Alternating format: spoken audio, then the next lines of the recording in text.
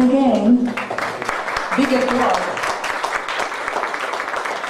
because he already has been a hero in Bratislava. He is one of the Grand Prix winners of Biennials of Illustration Bratislava, but this is not the reason. The reason is friendship, that we need to be in touch. Those who really try to fight for good quality books and for good quality reading. And Josep is one of them. Welcome. Thank you. Thank you. Well, thank you to every one of you to be here, and I'm sorry I don't speak Slovak and my English is quite bad. Then I'll try to communicate the best I can.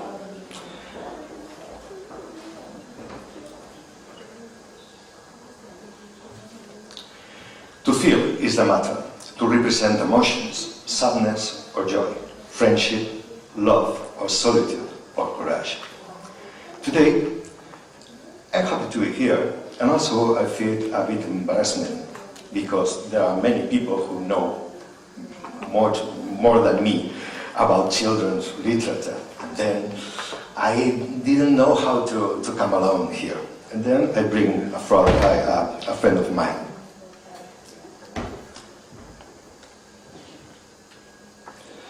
Boldface, with this character, was my first own book proposal. I wanted it to be an album without words, a silent book, only made of images, horizontal, changing. I wanted it to be in the way of these old books that were used before, in the time that there were no screens for children that could not read yet.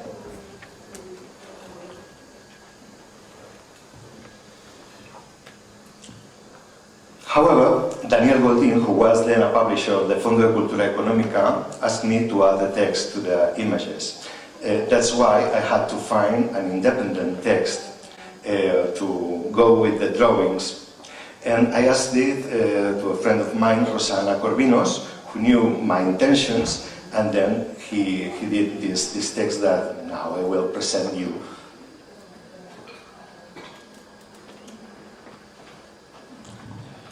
She, the writer, said, "Hello, I'm the writer of this book, and this is the book of the adventures of Boldface. Boldface is who is opening the window, and a window is a hole where the light and wind come through. Suck a finger and blow it. Where's the wind coming from? If you do know, try to blow the page over. Isn't this nice? Boldface has gone to walk around the town.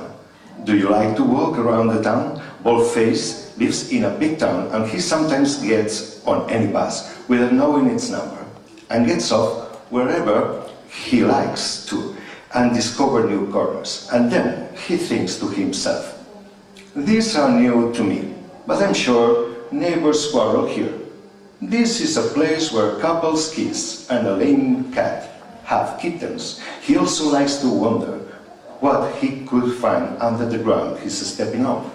A garage, a subway, sewers with rats, or the remains of an old civilization that fell asleep under the tower. Tell me where you live, and turn the page over."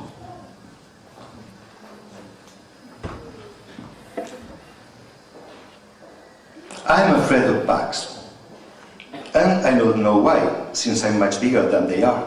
It's like that story about an elephant who is afraid of a mouse, but this is a totally different tale. Luckily enough, Boldface is not afraid of them. Even more, he enjoys watching them.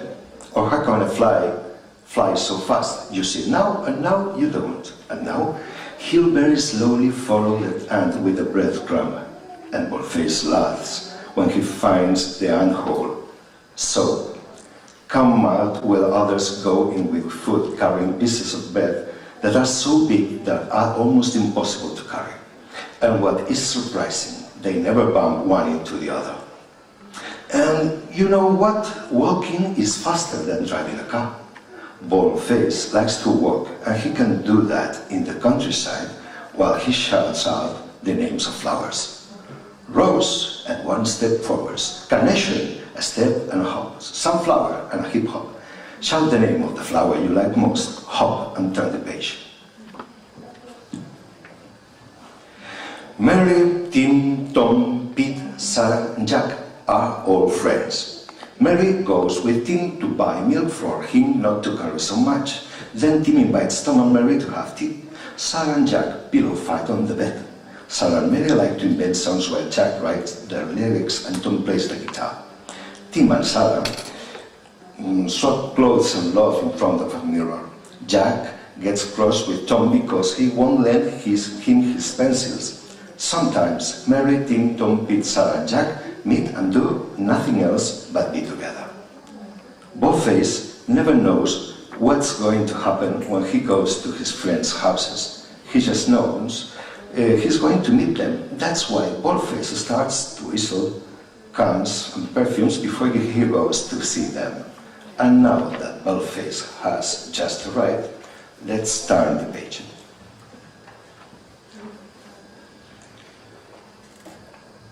There is an endless number of different kinds of noses. Flat, potato-like, snotty, freckled or hooked.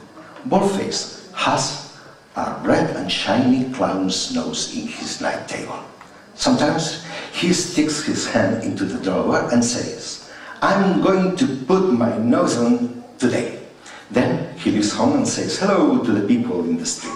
They all laugh and say hello to him too. When he can be seen, Baldface takes his nose off and goes back home. And you know, clowns have their heart on their nose so people can see it. Try to turn the page with your nose. Sometimes Baldface feels sad and small. He feels as small as a cell. Then he looks at his arm, where he has his watch, and thinks about his cells, all stuck together one another. And he wonders whether he'll be a cell also within an immense organism. Whether a liver or a kidney cell of a mega giant living among other mega giants in a mega city, within a mega country, in a mega planet, and then he thinks he wouldn't like one of his tiny cells to be sad and not work well. And then he imagines the mega giant thinking about his own bald-faced cell to be sad either. Then he smiles and starts to feel better. I don't know if this here I just told you happens to Baldface or it happens to me, but I'm sure similar things happen to you too. So let's smile and turn the page.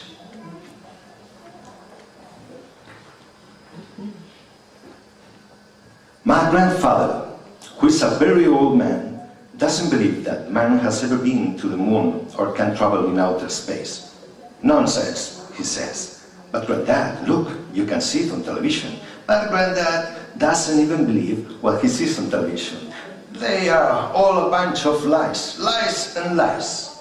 Sometimes, when I see him speaking to the newsreader who never answers, by the way, I wonder whether he's right or not.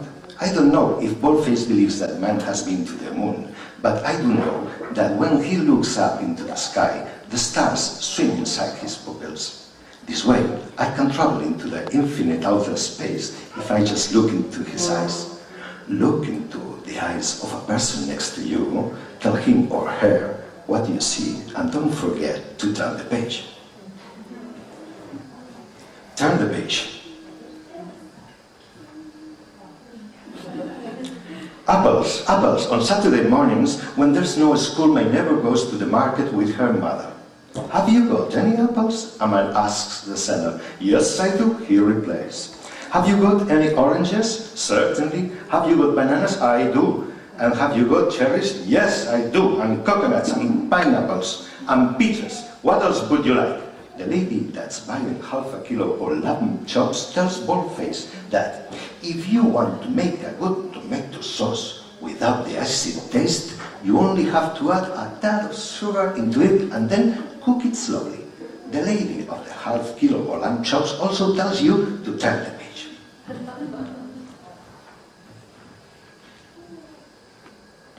You haven't told me, but I think Baldface believes the world is somehow crazy.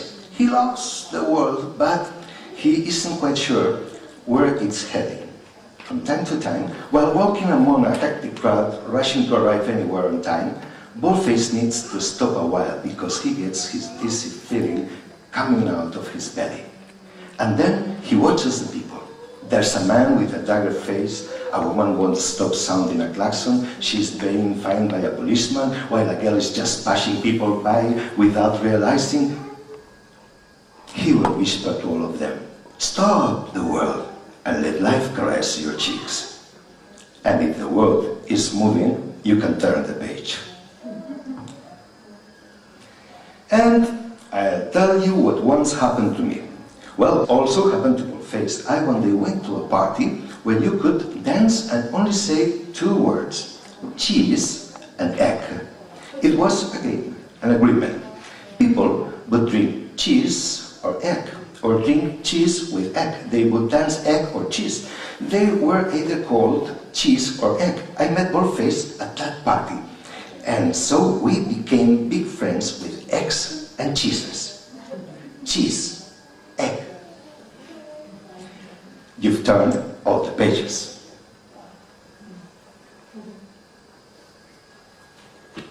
I come with another very different friend of mine who's a bit worried, searching for something lost. And now I would ask you to help me and my friend to find the lost children. We are seeing of Spider-Man and so on. Syntactically, we can structure the visual language of the illustrated book in a more precise manner. Part of what has been used to talk about photography, film of comics first, for television or video clip after, is also useful to talk about today's illustrated album. The articulation of images, the creation of characters, the record-keeping record, the movie plans, the camera movements, the evolution of time, flashback and forward, ellipses, sequences, are conceptually given to the language and operate through drawing, through composition of graphic design, or through manipulation of format when we turn pages, or even when we open an accordion book. Rhetorically, we can gloss over the changing of verbal rhetorical figures into iconic words.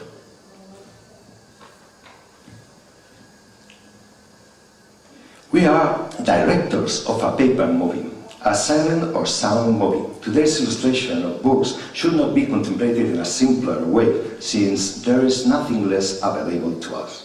Our limitations may be due to our personal capacity, to our possibilities or our professional dedication, to the imposition of a format, but should not be attributed to ignorance. We can make a short or a monologue, a comic piece or a drama, but with awareness and with dignity. We work for children, but we are not children, so we cannot consent to be awkward. Over the last 3 decades, the computer and its programs are incorporated as main tool in the study of illustration. It is a true revolution that involves a transformation of the illustrator's working method. It greatly simplifies access to means that a few years ago required sophisticated craftsmanship and spectacular mechanical equipment. And as a consequence, there is a giant step towards a more democratic production of elaborated images. More people are dedicated to illustration. The procedures of copy, tracing, collage and retouching win importance against traditional layout and finishing procedures. It increases the emulation of traditional techniques, manual techniques and procedures are massively abandoned and reevaluated. But above all, there is an expansion of the skills that until recently belonged to a few people, mainly from graphic designing areas. The author of the book needs to know, as Lubomir Kratky pointed out 4 years ago at the International Symposium BIP 2013, how important it is for the illustrator to know the essentials of book design, or working side by side with a graphic designer. From the moment the work is considered, by considering the composition of the page and typography purposes, to the material aspects of the album, from choosing a format or how to develop the communicative proposal.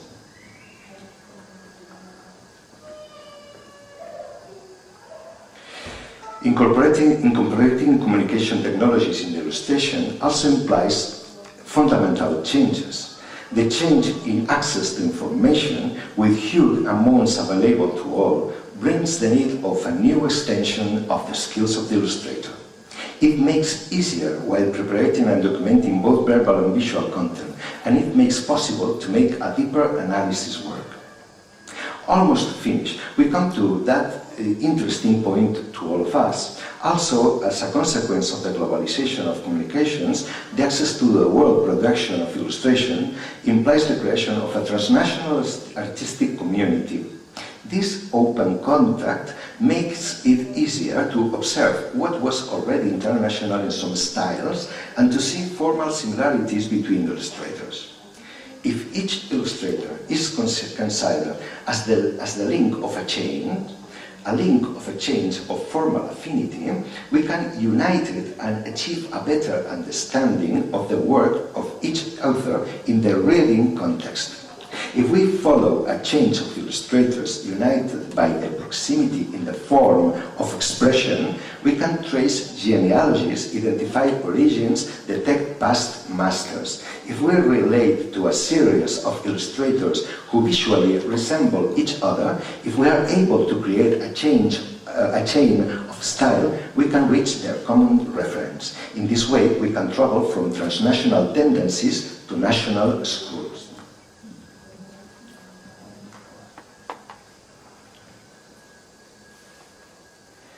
What we are interested in here is to contribute with what we have called style chains as a tool for the analysis of picture books illustrations, and to point out that in order to describe emotions, besides having the characters and the scenarios, we have the styles. Some questions that arise are: what are the limits of a style? The limits of a style are those shown by the author who develops it. Does each style have better application than others? Yes, each style has better applications than others, and this depends on the dominant communicative context that has embraced each style and on the culture of the image of every host community. Can you judge with the same formal criteria different styles that have their own proper applications? No, you'd better judge each style in relation to its own chain of style.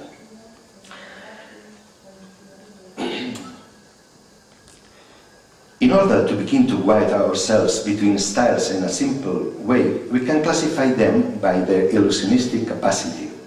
We can imagine a progressive scale from abstract to hyperrealism and place in between the different grades of all the graphic possibilities of the illustration. We take as a reference the decreasing scale of iconicity by Abraham Moles. From there on, we can begin to detect analogies that will allow us to build a style chain and thus to understand the formal expressive resources of each kind of formal expression. Let's see, in order to finish, some of them.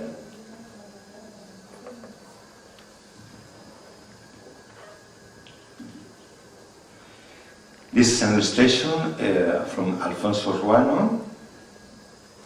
This one is from Hardiono. Can you imagine some illustration similar to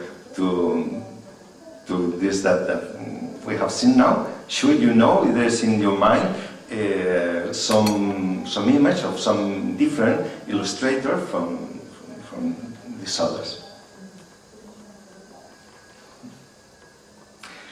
This is from Etienne de Lesser, and this is for Carme Soler-Vendrell. Sure, you could say other names in this chain of style.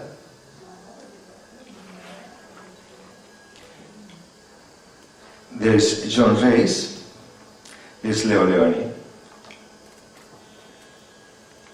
And there's Leo Leoni, and there's,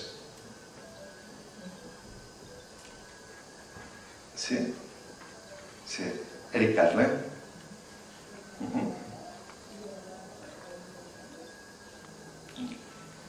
Go back again, please. Just for a moment. More back. Again. More. Okay. Let's, no. From here.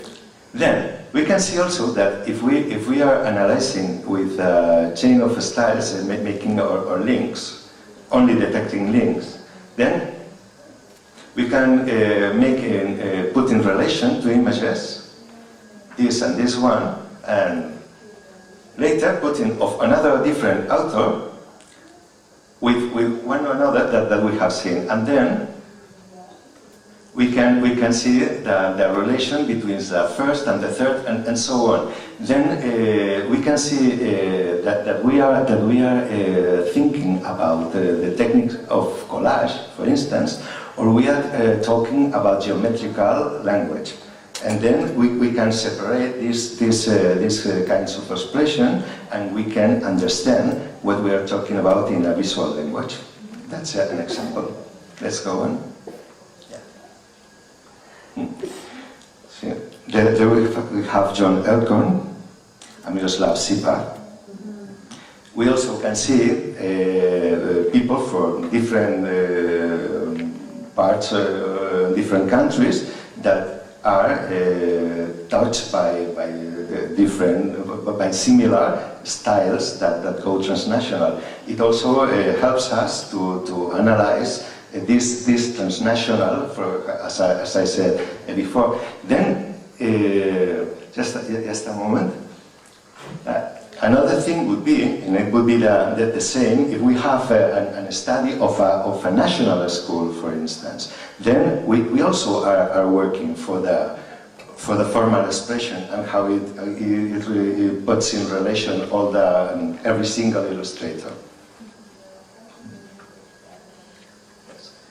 This is from Bernat Cormand, Barcelona, and this is from Iwona Chmielewska, from Poland. And to finish, this is from Asun Balzola, and this is from Chihiro Iwasaki. The right of children to access culture is a duty of adult prescribers to provide children with a culture of quality. The ability in the interpretation of the different visual codes is a part of that cultural quality. The appreciation of an aesthetic diversity in a global world is another part of that cultural quality. Are we in a position to assume the duty of educating the taste of infants and young people in a complex, diverse way, further than saying I like or I don't like? Thank you very much for your attention.